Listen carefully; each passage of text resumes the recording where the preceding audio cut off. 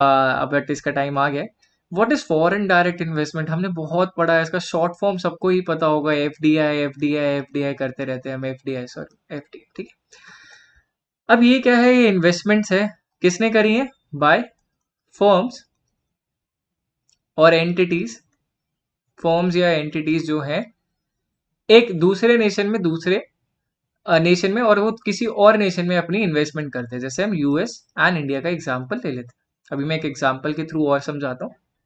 When a firm from one nation directly invests in setting up manufacturing plants, and a firm functions or acquire asset like firms and property in other foreign nation, it is deemed as foreign direct investment. Okay, आपने example सुना होगा, Walmart एक बहुत बड़ी company है US में। So they have acquired major stake in Flipkart, Flipkart में काफी मेजर स्टेक उन्होंने एक्वायर कर रखा है इंडिया में। सो क्या है, इन्होंने ये फॉरेन डायरेक्ट इन्वेस्टमेंट करी। So why? Because they see a potential in Flipkart, they see that Flipkart is going to revolutionise the way India shops, right. For अभी भी कर रहा है और आगे भी करेगा, and they see a potential कि ये काफी अच्छी ग्रोथ कर पाएगा, काफी पैसे अर्न कर पाएगा, ठीक है। वॉलमार्ट, और उसने एक्वायर कर रखा है फ्लिपकार्ट में इंडिया में शेयर।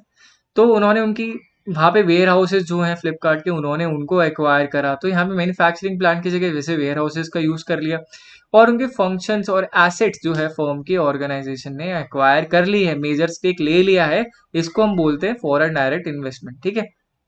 अब क्या पर्पस है, क्या क्यों गवर्नमेंट बोलती है कि that they are in favour of foreign direct investment, क्यों वो चाहती है?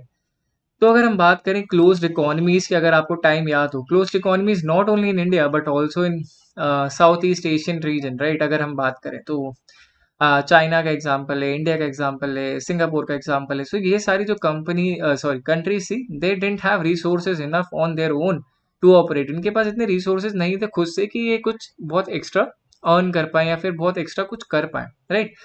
तो because of lack of resources उनको अपनी कंट्री ओपन अप करनी पड़ी, फॉरेन कंपनीज को अपने यहाँ पे सेटअप करने दिया, बिजनेसेस एस्टैब्लिश करने दिए, जिससे उनकी कंट्रीज में रेवेन्यू आया, जॉब क्रिएशन हुई। क्या क्या फायदे हुए हम नेक्स्ट स्लाइड में आराम से पढ़ेंगे। यहाँ पे भी लिखा हुआ है कि ये ब्रिंग करता है foreign capital, jobs, technology and expertise that help accelerate economic growth. तो आपकी इकोनॉमिक ग्रोथ जो है काफी तेजी से होती है। अगर हम क्लोज्ड इकोनॉमी में ही रहते तो काफी ज्यादा प्रॉब्लम होती है। As you might be aware, अब एलपीजी से पहले इंडिया ने काफी ज्यादा अपने जो गोल्ड था हमारा रिजर्व, वो लेंड आउट कर दिया था, because we didn't have much for dollars for oil payments. हमारे पास इतने पैसे नहीं थे, राइट। हमारे रिजर्व्स खाली होते जा रहे थे, तो इसी की वजह से हमने ओपन अप करी इकोनॉमी, और वही बाकी कंट्रीज ने भी फॉलो करा था। और ये करने में कोई नुकसान नहीं है, राइट। काफी वो लगता है कि इसकी वजह से प्रॉब्लम हो जाती है, काफी नुकसान हो जाता है। There is no such issue like कि आपको नुकसान हो जाएगा या फिर आपको प्रॉब्लम है या फिर आपकी कंट्रीज के disadvantage. The disadvantage will discuss, but the major what I can see is there are more advantages, and it is very important and crucial for countries like India and you can say China and Singapore as well, ठीक है। तो अब बात करते हैं क्या क्या इनके एडवांटेजेस हैं, जस्ट अ सेकेंड, ओके। फिर अगर गवर्नमेंट ने इम्पैक्ट ऑफ एफडीआई, देखो सबसे पहला है कि जॉब क्रिएशन। अब इसमें हम बात करते हैं मैकडोनल्ड्स की। मैकडोनल्ड्स जब इंडिया आया तो उस टाइम पे there was no such fast food chain in India which were operating at that level, ठीक है। इतने लेवल, मास लेवल पे ऑपरेट करने वाले कोई भी आपके कोई फूड चेन नहीं था। अब उसकी वजह से जॉब क्रिएशन कैसे होती है? जॉब क्रिएशन, सो ये जो फॉरेन कंपनीज आती हैं, they won't have their employees coming along with them. वो उनके एम्प्लॉइज जो है इंडिया नहीं आ जाएंगे। अगर लेट सपोज यूएस से आ रहे, तो सारे के सारे इंडिया नहीं आ जाएंगे कि भाई हम तो यहाँ पे आके अपना सामान बेच लेंगे। नहीं, आपको लोकल्स की जरूरत होगी, because they can communicate in their local language. Locals की जरूरत होगी ऑपरेशन में, and then there is cheap labour cost as well जो एसोसिएटेड होती है। तो इसकी वजह से काफी जॉब क्रिएशन होती है। जॉब क्रिएशन एक्स्ट्रा हो पा रही है किसकी वजह से? एफडीआई की, आपकी इकोनॉमिक ग्रोथ की वजह से पॉसिबल हो पाता है। तो वो जॉब क्रिएशन में हेल्प करता है, जो कंट्री अपने आप से नहीं कर पाती, सस्टेन नहीं कर पाती, वो पॉसिबल हो पाया है एफडीआई की वजह से, राइट। फिर अब बात करते हैं इंक्रीज टैक्स रेवेन्यू। जब भी जैसे कोई भी फॉरेन आपकी एफडीआई इन्वेस्टमेंट होती है, तो उसकी वजह से they operate on a higher level, वो जनरेट करते हैं ज़्यादा पैसे, तो उसकी वजह से अब क्या होता है, टैक्स रेवेन्यू बढ़ जाता है। हमारी गवर्नमेंट का इकोनॉमी में अगर हम बात करें तो गवर्नमेंट को फायदा होता है, because ultimately the local people are spending. यहाँ पे जो अगर हम बात करें मैकडोनल्ड्स जो है फूड चेन है, वो सेटअप हो रहा है इंडिया में, और वो वहाँ पे इंडिया में वहाँ पे सेटअप होने के बाद उनको क्या फायदा हो रहा है कि इंडियन कस्टमर्स ही आ रहे, कोई फॉरेन सारे फॉरेनर्स नहीं आ जाएंगे वहां से कि हम इंडिया से बाय करेंगे। They that doesn't make any sense. So what will do that, Indians are spending in और स्पेंड कर रहे हैं, so there then there is you have taxes levied. जो एक कंपनियां प्रॉफिट्स अर्न कर रही है, तो उन पे भी आपने टैक्सेस लिवाई कर रखा है, तो टैक्स रेवेन्यू आपका काफी ज्यादा बढ़ जाता है।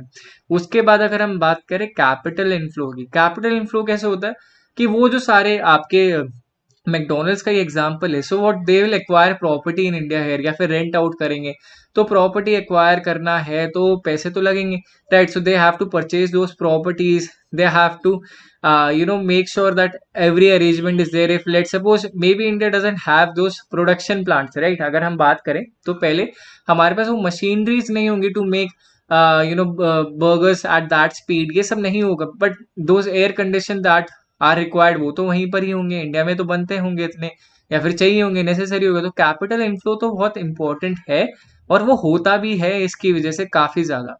फिर हम बात करते हैं next point, technology and skill transfer. अगर हम बात करें जो आपकी यूएस के मैकडोनल्ड्स की चेन का एग्जांपल लेते हैं, कंटिन्यू करते हैं इसमें। अब वो जो वहां से अपनी टेक्नोलॉजी लेके आ रहे हैं कि how to serve burger within minutes, की फटाफट बर्गर आपने बना दिया, फ्राइज बना दिए, और इसको फटाफट सर्व कैसे करना है, the temperature is set, everything is set accordingly. उसके बाद स्किल ट्रांसफर भी जरूरी है। जो यहाँ पे लोकल्स होंगे, they don't know how to make those burger efficiently, that effectively, उन्हें नहीं आइडिया होगा, तो उन्हें सिखाएगा कौन, those foreigners. And they'll get one employ, एक एम्प्लॉय आएगा, वो उन्हें ट्रेन कर देगा, फिर locals will train each other, and then the chain will progress on, वो अपने आप सीख जाएंगे, एंड ऐसे वो अपने आप सीखने भी लगेंगे आगे की तरफ। ओके, इसके बाद हम बात करते हैं इंक्रीज कॉम्पिटिटिवनेस। अगर आपने मार्केट ओपन अप कर दी, ऐसा नहीं फिर मैकडोनल्ड्स ही है, उसके बाद बर्गर बर्गर किंग है, KFC and every other food outlet will be coming to India, and they will be competing against each other. When you have a bigger market, India में पास बहुत बड़ी मार्केट है, तो ये एक दूसरे से compete करेंगे, और इंक्रीज कॉम्पिटिटिवनेस की वजह से आपके प्राइवेट जो लोकल फर्म्स हैं उनको भी थोड़ा फर्क पड़ेगा, because they will see that this market has huge potential, why should we leave it for the foreigners, हमें भी तो खुद से कुछ करना चाहिए। तो लास्ट क्या, spill over effects on local firm. अगर हम बात करें बर्गर सिंह की, राइट, सो ये this is a local franchise, ये खुला है, तो ये भी क्या करता है, सेम चीजें प्रोवाइड कर रहा है, but with a different touch. उससे क्या हो रहा है, हमारे लोकल्स को भी फायदा हो रहा है, ऐसा नहीं है कि that they are at loss, उनको भी फायदा हो रहा है, और हमारे consumers after all they are also earning a lot of money, sorry, they are also getting a more value for their money। उन्हें भी पता है कि अच्छा कॉम्पिटिटिव मार्केट है, ऐसा नहीं कोई मोनोपोली है, तो एक पर्सन बहुत ओवर एक्सेसिव चार्ज नहीं करेगा, हर कोई अपने हिसाब से अच्छी कॉम्पिटिटिवनेस में रखेगा, and then you have the right कि आपको किसके पास जाना है। तो इम्पैक्ट जो है एफडीआई का इकोनॉमिक ग्रोथ पे काफी मेजर होता है, राइट। तो इसके बाद अगर हम मैकडोनल्ड्स के एग्जाम्पल के अलावा कोई और एग्जाम्पल लेना है, then you can take example of Chinese smartphones like Xiaomi, Redmi, Realme। इन सब ने भी यहाँ पे आके जॉब क्रिएट करी, टैक्स रेवेन्यूज बढ़ाए, कैपिटल इनफ्लो करे, टेक्नोलॉजी एंड स्किल ट्रांसफर भी करा। कि इंडिया में आपने देखा होगा, then there is a motive of production increase, अब प्रोडक्शन इंडिया में भी बढ़ रहा है, मेक इन इंडिया और assembling in India. that is all possible because of the government intervention and their technological transfer as well, so increased competitiveness, that now Indian brands like Lava, Micromax, they are also trying to improve themselves। ऐसा नहीं है कि वो भी अब हाथ छोड़ चुके, for a while they did, but अब वो भी वापस आना चाहते हैं, they also want to compete in this a bigger market। ठीक है, अब बात करते हैं कि क्या क्या रेगुलेशन है, कौन कौन रेगुलेट करता है एफडीआई को इंडिया में। तो इसका एक मेजर रेगुलेशन है डीपीआईआईटी, ठीक है, department of promotion for industry and internal trade. ठीक है, इसका याद रख लेना, ये आई से इंडस्ट्री, आई से इंटरनल, एंड टी से ट्रेड, डिपार्टमेंट फॉर प्रमोशन। ठीक है, इससे आपको एक शॉर्ट क्वेश्चन बन सकता है, फुल फॉर्म के बारे में काफी बार आता है। Department for promotion industry internal and trade किसके अंडर आता है, इससे रिलेटेड ही होता है, under MOC ministry of commerce and industry. अब मिनिस्ट्री ऑफ कॉमर्स ही है तो मिनिस्ट्री ऑफ कॉमर्स बोल देना। अब बात करते हैं कि टाइप्स ऑफ एफडीआई कौन कौन से हैं। देखो अगर आपने थोड़ा भी फॉलो अप कर रहे हो बजट में, तो हर बार बजट में कुछ ना कुछ अनाउंस होता है कि इस सेक्टर में हमने अब 100% एफडीआई अलाउ कर दिया है। तो उसका पर्पस ही क्या होता है? उसका पर्पस ये है कि अब हर कोई जो फॉरेन डायरेक्ट इन्वेस्टर है वो पूरी की पूरी कंपनी एक्वायर कर सकता है, सारे उनके एसेट शेयर सब ले सकता है और ऑटोमेटिक रूटेड मतलब डायरेक्ट परचेज करी जा सकती है। इतना गवर्नमेंट से परचेजिंग मतलब बार बार आपको इंक्वायरी की कोई जरूरत नहीं होगी। बट कुछ कुछ सेक्टर्स में अभी भी कैप लगे, जैसे कि इसमें लिमिट लगा दे कि मैक्स एफडीआई इतना ही अलाउड है। अब 74% इन इंश्योरेंस, अब आई थिंक ये भी 100% हो गया है। तो 74% इन इंश्योरेंस मतलब लेट सपोज अगर हम बात करें पेटीएम की एग्जाम्पल लेते हैं, तो पेटीएम में आपको पता होगा अली बाबा जो एक चाइनीज कंपनी है उनका काफी बड़ा मेजर शेयर था। अब दो वो शेयर जब ये आईपीओ के लगे तो शेयर होल्डिंग उनकी कम होगी, राइट। बट पेटीएम में they had a major share, तो उसकी वजह से उनकी ओनरशिप थी वहां पे, ओन करते थे स्ट्रैटेजिकली। दे थिंक कि इंडियन मार्केट विल ग्रो। और आगे मैं भी आपको डिफरेंस बताऊंगा एफडीआई और एफपीआई में क्या डिफरेंस है, उसकी वजह से आपको क्लैरिटी मिल जाएगी कि दोनों में डिफरेंस क्या है। 100% सिंगल ब्रांड रिटेल, अगर रिटेल आउटलेट आपको खरीदना है डेफिनेटली आप सिंगल 100% खुद से खरीद सकते हो। अब प्रोहिबिटेड सेक्टर्स काफी इंपॉर्टेंट है, इससे भी क्वेश्चन आ जाता है कि एफडीआई किन किन सेक्टर्स में प्रोहिबिटेड है। देखो अब डिफेंस में भी हम खोल रहे हैं but not in all defence, हमने प्राइवेट प्लेयर्स की एंट्री कर दी है because government could not efficiently make what they could have achieved in the last those year। but अब जब प्राइवेट कॉम्पिटिटिवनेस आ रही है तो government sector is also picking it up, ठीक है, तो उनकी भी काफी इंप्रूवमेंट हो रही है। एफडीआई प्रोहिबिट कर दिया है गैम्बलिंग में, लॉटरी में, एटॉमिक एनर्जी में, because these are sensitive sector. जो एटॉमिक एनर्जी है सेंसिटिव सेक्टर है, you can not hand it over to a foreign player और इवन अ प्राइवेट प्लेयर। आप नहीं चाहते कि आप ऐसे किसी को दे दो, आप गवर्नमेंट के पास ही रखना चाहते हो। गवर्नमेंट चाहता है कि इनकी ओनरशिप और इनके राइट्स उनके पास रहे, किसी और के पास ना जाए, नहीं तो कुछ भी नेशन थ्रेट हो सकता है, सिक्योरिटी थ्रेट आ सकता है।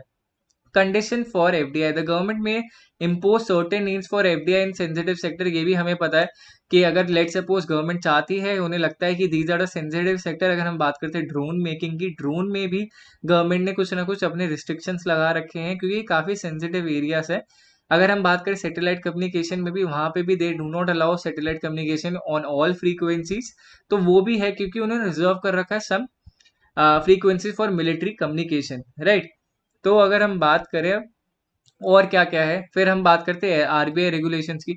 देखो जब भी एफडीआई होता है तो कैपिटल इनफ्लो होता है आउट, तो इतना मेजर इनफ्लो है, कौन कैसे उसको मैनेज कर रहा है, तो वो भी इम्पोर्टेंट हो जाता है। उसको देखना होता है कि हमारा जो है आरबीआई उसे नोटिस करता है कि कितना एफडीआई आया है और कितने एक्चुअली, बिकॉज वो डॉलर करेंसी जो है हमारे पास आती है, तो इसीलिए वो जो इन्वेस्टमेंट है उसको हमने नोट करना पड़ता है कि कितना इन्वेस्टमेंट एक्चुअली में ऑन ग्राउंड हुआ है कि नहीं। और are all those investment on papers, ऐसा तो नहीं है ना कम से कम। सेबी जो रेगुलेट करता है वो, अगर अगर कोई भी एक इंडियन लिस्टेड कंपनी जो है स्टॉक मार्केट पे लिस्टेड है, Bombay stock exchange, national stock exchange, किसी पे भी लिस्टेड है, तो वो उस पे देखता है कि एक्चुअली में जो रूल्स हैं वो रूल्स को इम्प्लाई करा जा रहा है कि नहीं करा जा रहा, तभी आप टेक ओवर कर सकते हो, नहीं तो नहीं कर सकते। उनको सेबी से ही आपको परमिशन लेनी पड़ती है, जो उन्होंने रूल्स ले डाउन कर रखे हैं।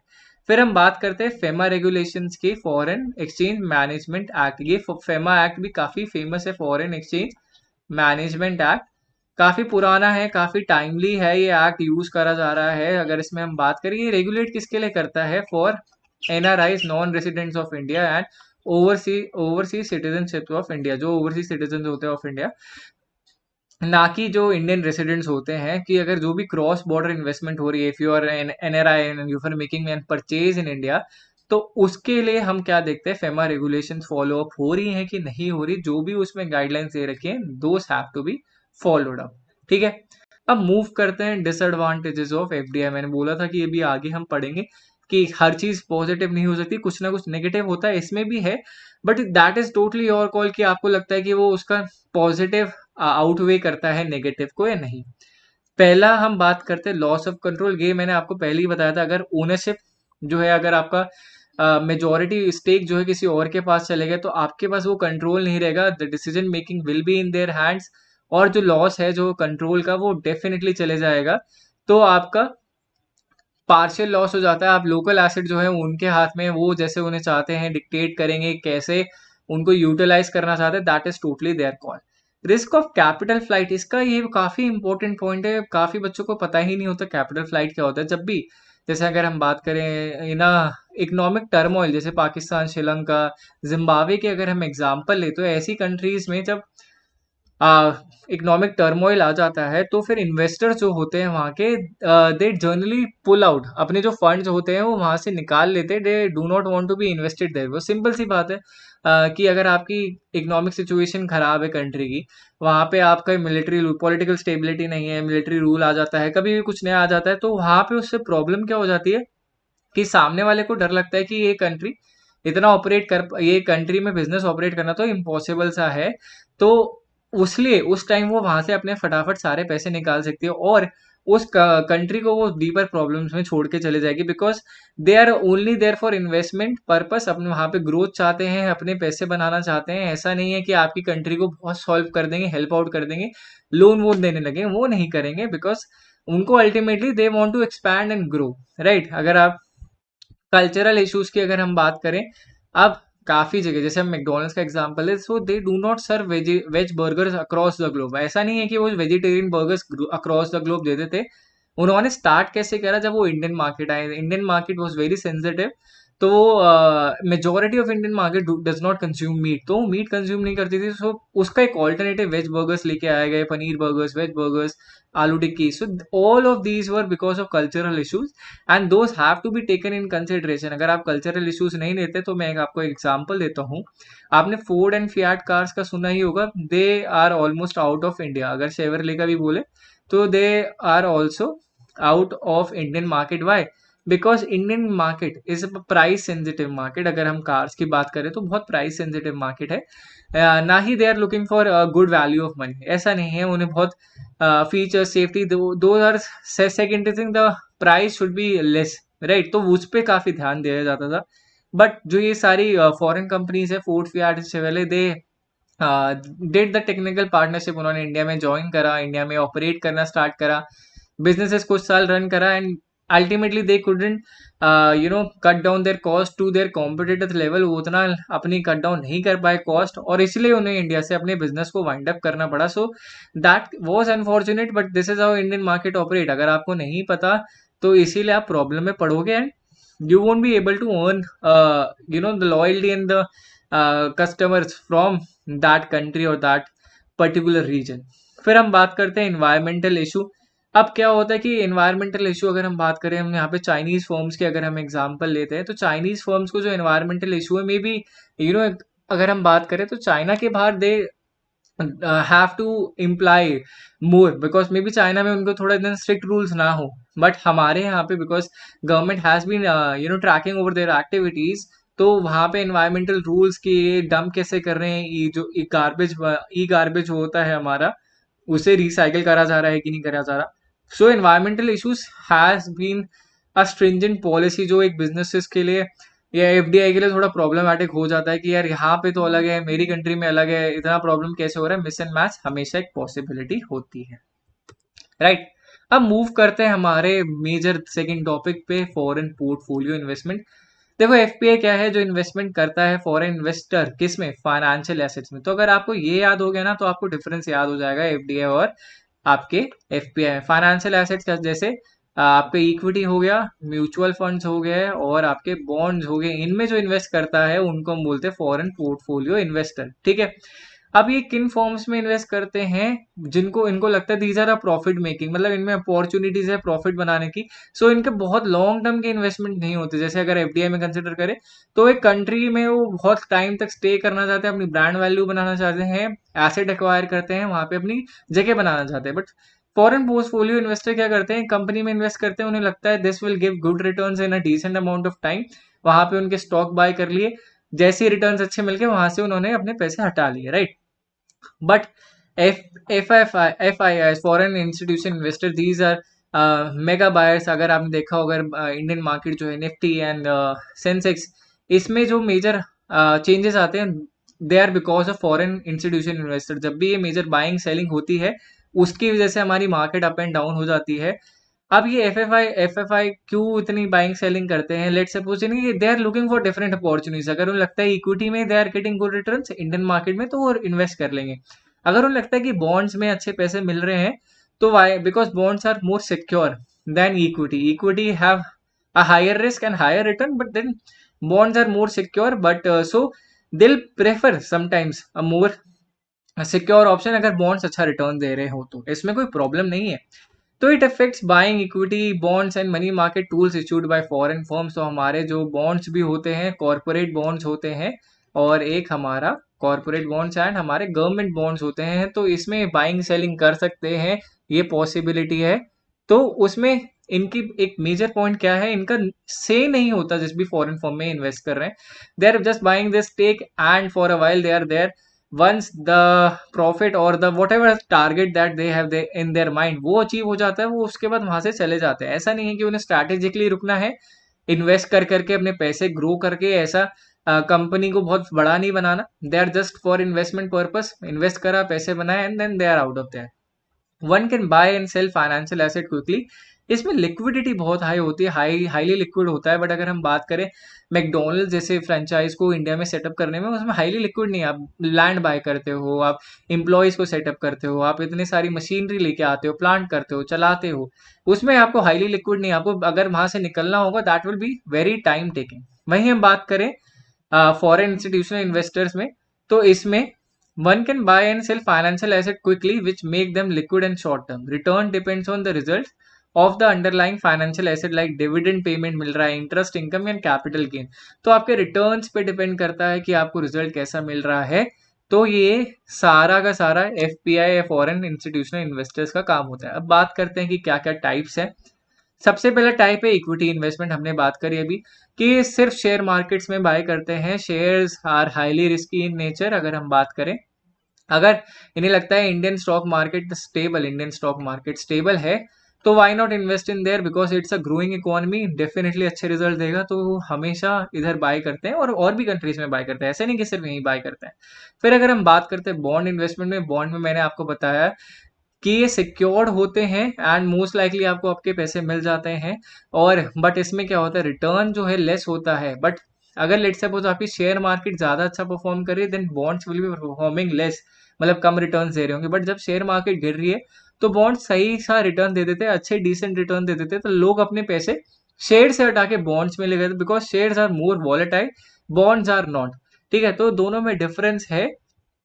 लास्ट जो टाइप है हमारा, वो है हमारा मनी मार्केट इंस्ट्रूमेंट। ठीक है, मनी मार्केट इंस्ट्रूमेंट की अगर हम बात करें, तो ये सब आपने पढ़े हैं, treasury bills, commercial deposit, commercial paper. T bills क्या होता है, गवर्नमेंट इशू करती है 91 डेज, 184 डेज, ऐसे जो 1 ईयर के विद इन जो इशू करे जाते हैं, जिसमें आपका पर्पस क्या होता है कि government is required money for a short period of time, और वो आपको फटाफट आपके पैसे दे देता है जब भी जब भी टाइम पीरियड हो जाता है, मेच्योरिटी हो जाती है, अराइव हो जाती है, तो then you will get your return.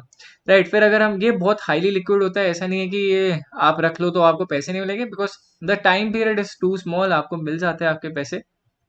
फिर बैंक्स जो है कमर्शियल डिपॉजिट इशू करते हैं। तो बैंक जनरली एक बैंक दूसरे बैंक को इशू करता है, बिकॉज अगर आपने देखा होगा काफी बार बैंक्स को भी शॉर्टेज हो जाती है, एंड हर बार वो आरबीआई के पास नहीं जा सकता, बिकॉज टाइम टेकिंग प्रोसेस हो जाता है पैसे लेने का। तो वो क्या करता है, फटाफट दूसरे बैंक से कॉल करता है और उससे बोलता है कि फटाफट तू मुझे पैसे दे दे, मैं तेरे को वापस रिटर्न कर दूंगा within a time period of 7 to 14 days. बहुत ही कम का शॉर्ट टाइम पीरियड होता है कमर्शियल डिपॉजिट का। कमर्शियल पेपर कंपनीज इशू करती हैं कि हमें हम you give us this much amount of money and then we will repay you within this time period. ठीक है, तो ये हमारे money market instrument, equity investment, bond investment हमारे टाइप्स ऑफ एफपीआई होते हैं। ये हमारे फॉरेन पोर्टफोलियो इन्वेस्टर यहाँ पे किस किस तरीके से इन्वेस्ट कर सकते हैं। ओके, अब क्या क्या फैक्टर्स जो हैं इफेक्ट करते हैं इंटरनेशनल पोर्टफोलियो इन्वेस्टमेंट को। सबसे पहला है एक्सपेक्टेड रिटर्न। जैसे मैंने बोला है कि इंडियन स्टॉक मार्केट में if you are expecting 20 to 25% of stable return, so that is not a problem. आप स्टेबल रिटर्न चाहते हो, तो आपको इतने रिटर्न एक्सपेक्टेड हैं तो मिल भी सकते हैं। If you are good at picking up the companies, then you can get a stable return of 20 to 25% in Indian stock market. Risk level, जो आप रिटर्न एक्सपेक्ट कर रहे हो, वो आपको कितने रिस्क पे एसोसिएटेड, कितना रिस्क लेना पड़ रहा है। लेट्स सपोज वो 5 to 10% है and then you are gaining for 20 to 25%, then that's fine. But यहीं पे अगर आपका रिस्क लेवल 25 या 40% है, to gain so much you have to lose this much, तो वो रिस्क लेवल काफी हाई है। तो यहाँ पे रिस्की है इन्वेस्टमेंट करना, आप थोड़ा हाथ खड़े कर सकते हो। फिर इंटरेस्ट रेट, क्या इंटरेस्ट रेट मिल रहे हैं आपके बॉन्ड्स पे, if that is around 8 to 10, और या आपके 12 to 14% आपके बॉन्ड्स पे इंटरेस्ट कितना मिल रहा है। So those are corporate bonds और गवर्नमेंट बॉन्ड्स, मैंने बताया government bonds are backed by government, तो वो मिलते ही मिलते हैं। कॉर्पोरेट बॉन्ड्स में क्या होता है, ट्रिपल ए रेटिंग्स होती हैं, क्रेडिट रेटिंग एजेंसीज होती हैं, वो उनको रेट करती है ये बॉन्ड्स जो है ये कंपनी रीपे कर पाएंगी कि नहीं कर पाएंगी, और कितने टाइम में रीपे कर देती, कितने अच्छे तरीके से, मतलब आपको रीपे मिल जाएगा, आपका पेमेंट मिल जाएगा कि नहीं मिल जाएगा। तो इंटरेस्ट रेट क्या वेरी चल रहा है, कितना वेरी करता है। मैक्रो इकोनॉमिक स्टेबिलिटीज में हमने जो फैक्टर्स पढ़े, पॉलिटिकल, इकोनॉमिकल, सोशल, टेक्नोलॉजिकल, तो ये कितने स्टेबल है। आपकी पॉलिटिकल पार्टीज जो है वो कितना रिजीम में आती है, क्या फिर बहुत चेंज होता रहता है, और जब भी चेंज होता है तो क्या वो प्रीवियस रूलिंग पार्टी के रेगुलेशंस को चेंज कर देती है, नहीं कर देती। So those are very important factors. अगर मैक्रो इकोनॉमिक स्टेबिलिटी है तो F F Is are more, they are more invested. उन्हें लगता है कि if a company is not doing good for a while, maybe it do well in future, because the government is stable, they won't make so many changes in the regulations, right. फिर regulatory environment कैसा है, मैंने अभी आपको बताया था, rules and regulations कैसे हैं, ट्रांसपेरेंट हैं या फेयर हैं, नहीं है। Those are the important things, और इसके काफी ज्यादा काउंट करा जाता है। अगर उसको काउंट नहीं करा जाएगा रेगुलेटरी इन्वायरमेंट में तो प्रॉब्लम क्रिएट हो जाती है। तो कौन कौन से फैक्टर्स है अगर हम बात करें, पहला है एक्सपेक्टेड रिटर्न्स, आप क्या एक्सपेक्ट कर सकते हो। फिर है रिस्क लेवल, कितना रिस्क आपको लेना पड़ेगा। फिर हम बात करें थर्ड, इंटरेस्ट रेट, आपको कितना इंटरेस्ट रेट ऑफर करा जा रहा है अगर वहां पे बॉन्ड्स इशू करे जा रहे हैं तो। फिर मैक्रो स्टेबिलिटी, कितनी ज्यादा स्टेबल है वहां पे, हमने जो फैक्टर्स पढ़े उनमें स्टेबिलिटी कितनी है। फिर रेगुलेटरी एनवायरनमेंट कैसा है, अगर रेगुलेशंस बहुत चेंज होते रहते हैं फॉर गुड और for bad, then that is problem, अगर नहीं होते then that is good, right. तो ये हमारे फैक्टर्स हैं जो इफेक्ट करते हैं इंटरनेशनल पोर्टफोलियो इन्वेस्टमेंट को, ठीक है। तो ये हमारा एफडीआई एंड एफपीआई का टॉपिक हो गया, right. So now if you want to prepare for UGC NET paper one, ऐसा नहीं है कि सिर्फ पेपर टू से ही आपका क्लियर होगा JRF, you have to prepare for paper one. मैंने पेपर वन पे पूरी एक सीरीज बना रखी है, that you can definitely go and watch it if you want, like if you are not prepared well, अच्छे से प्रिपेयर नहीं करा है तो डेफिनेटली आप दे सकते हो वॉच।